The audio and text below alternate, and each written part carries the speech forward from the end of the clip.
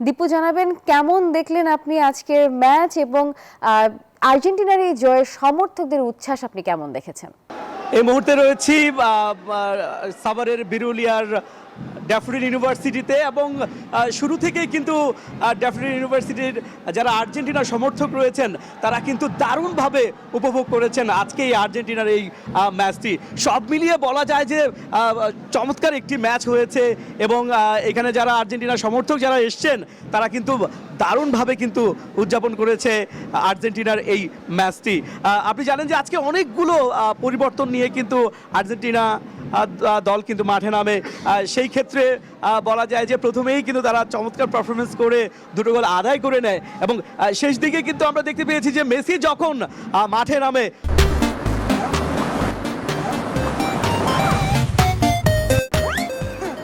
তখন কিন্তু এখানকার ড্যাফোডিলের যারা আর্জেন্টিনার সমর্থক যারা ছিলেন তারা কিন্তু দারুণভাবে উপভোগ করেছেন ম্যাচটি। সব মিলিয়ে আলজেরিয়া, অস্ট্রিয়া এবং এবার হচ্ছে জর্ডান, সব মিলিয়ে তিনটা ম্যাচের টানা জয়লাভ করেছে আর্জেন্টিনা দল। এখন তাদের সামনে সেকেন্ড রাউন্ডে কেপ ভার্দে।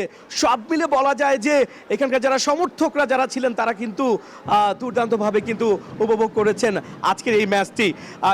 আমরা অবশ্য শুরু থেকেই ড্যাফোডিল ইউনিভার্সিটিতে ছিলাম এবং এখানকার যারা আর্জেন্টিনা সমর্থক যারা ছিলেন তারা কিন্তু বারবার করে বলছিলেন যে মেসির হাতে টানা দুবার বিশ্বকাপের যে ট্রফিটা সেটা শোভা পাবে।